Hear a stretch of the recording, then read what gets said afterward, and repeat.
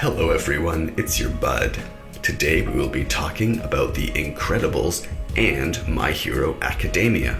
I noticed a lot of similarities from Mr. Incredible and All Might to Edna Mode and Mei Hatsumi, the girl who makes the support items for My Hero. The worlds that The Incredibles and My Hero take place in are extremely similar, with both being filled with colorful personalities of heroes and villains, as well as having a generational story.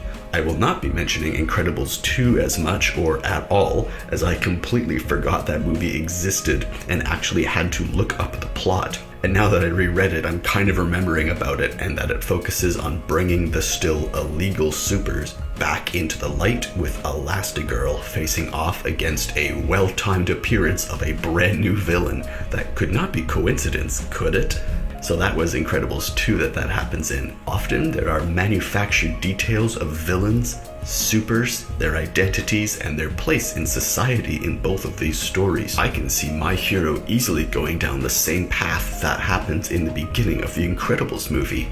In the beginning of the first movie, it starts by stating that the supers have been sued for saving a suicidal man that didn't want to live, or by saving an entire train of people that, well, they would have died, they didn't, and since they didn't, they were injured in that saving, and they all sued the heroes. And that got the ball rolling. The organization or city could no longer afford to cover the damages that the supers caused, and all of this from people suing them. The only difference between The Incredibles and My Hero is that there are only a few supers in Incredibles, while everyone has quirks in My Hero. If it were not for the fact that almost any citizen in My Hero can cause the level of destruction that a super from Incredibles can, the heroes would not be the same. I really think that My Hero was influenced by The Incredibles. The life of the city in both My Hero and Incredibles feels so similar. The energy is just the same in both shows. Syndrome wanting to make everyone super so no one's super is the Incredibles version of Overhaul wanting no one to be super so everyone's the same. And the evil robot that Syndrome makes is also pretty awesome, along with all the evil grunts on his island base. I think you could switch the heroes or villains in either show or movie and they would fit perfectly. I could see Deku taking out Syndrome and Mr. Incredible fighting the League of Villains. Violet, Dash, and Elastigirl have some really cool powers, as well as Jack. I also like Mirage's power and character, the assistant to the villain Syndrome.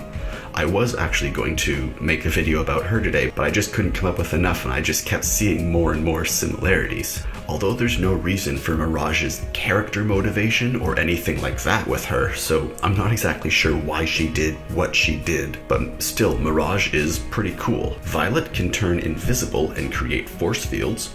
Dash can run really fast, and Elastigirl can stretch quite a lot. Oh, and I really like how Dash is like using the thumbtack in school, so I like how much My Hero and Incredibles can like be the same, where there's like supers in school and then them pulling pranks, and just all the mundane nature mixed with the super stuff makes it really cool and entertaining. Elastigirl can stretch quite a lot, but still has a limit to be aware of. And of course, Mr. Incredible is just strong.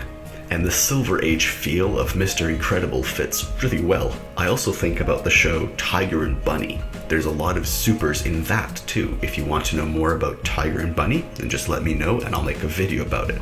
There are so many cool powers and unique ideas in that show. My favorite is Lunatic. I actually used him in one of my Pain Magic videos. He's in that. Edna Mode is also really cool. The brilliance of having such a memorable character by mixing superhero fashion with the support gear it makes, having her make bulletproof material that can still stretch for Elastigirl, that's missile proof while still, as she says, breathes like Egyptian cotton. Also making suits that withstand the extreme friction of overheating for Dash, and able to manufacture a suit that would go invisible along with Violet when she activates her powers. The ability not only to make kick-ass costumes, but put homing beacons in them, or make them bulletproof, or whatever specifications you require. That's how incredible Edna is. The only rule? No capes. So sorry All Might and Gran Torino, but you're both gonna have to lose those capes. I really like the fact that not only is she someone who designs it, but she's the one who actually makes it herself. when you go into her lab and like she does the thing where she pushes a button and then like all of a sudden a gun comes down from the ceiling. She's so serious about this that she locks it up and keeps it safe, but she's not only the designer but the manufacturer. So she's manufacturing these support items that are like, I don't know, generations of heroes, which she said she used to design for gods. That's how she described them, which is really, really cool.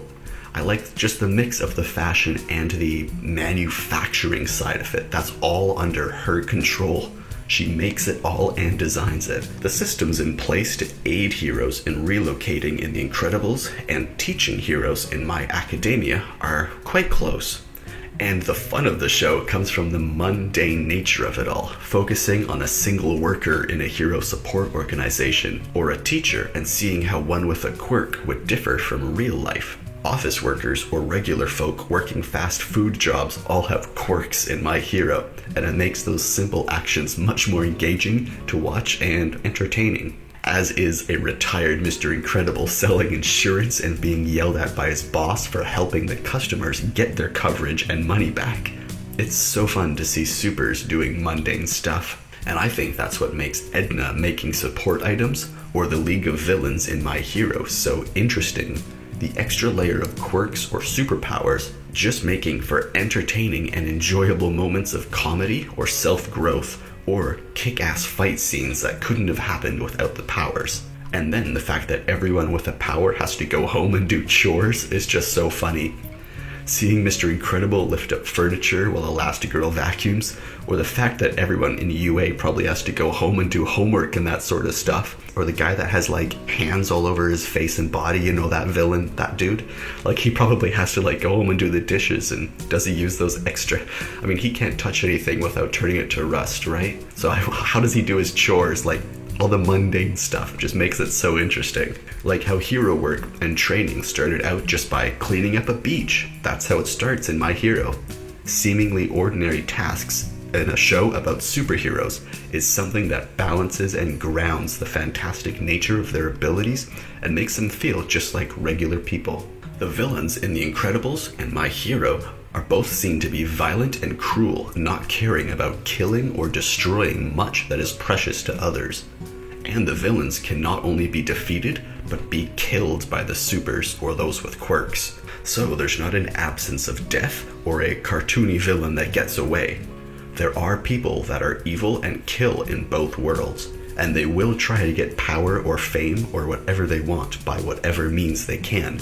And psychos with powers or quirks is just good TV, especially when there's a good group of heroes facing them. Mr. Incredible and All Might really couldn't be more similar. The only difference is the hair and not even the color, just the two spiky things on All Might.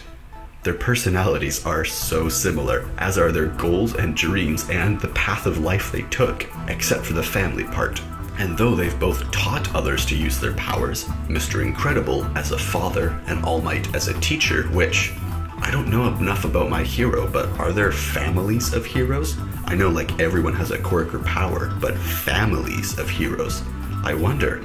Or a villain family? That would be interesting.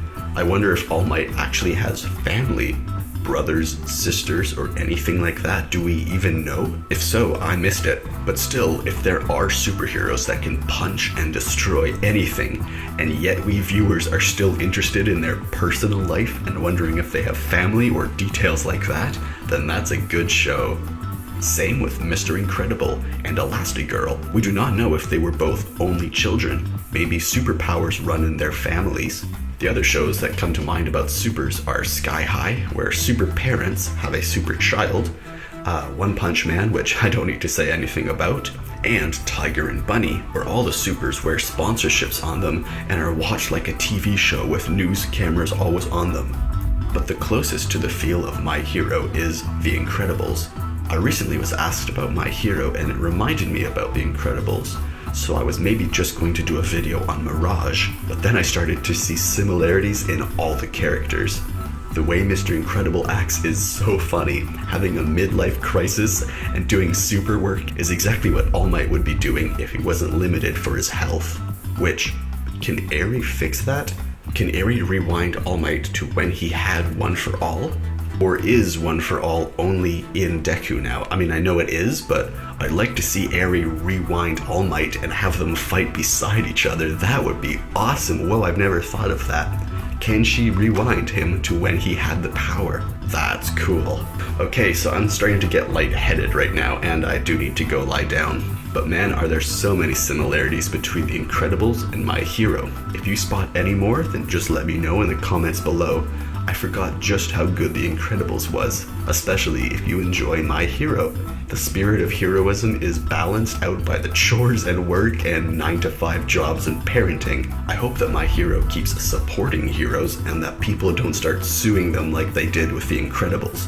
That would spell a huge change to the hero world if they had to stop and leave the fighting crime to the police or whatever government organizations the quirks would have, like the quirk SWAT or quirk Black Ops or military police. So far there's only been the one nation in My Hero, I think, right? There's only the one nation? What if there's another? What if there's a war between nations? Would all nations feel the same and run the same as the one that Deku lives in? I seriously doubt it. If there are things like the League of Villains, then there's probably countries or nations with similar political outlooks. So there's a lot to think about when comparing these. I hope I gave you some neat ideas to mull over.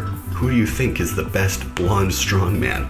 All Might or Mr. Incredible? And do you think a character from one world could go to the other? What do you think? What would be your favorite? Would you want to see a crossover? I think it would be awesome.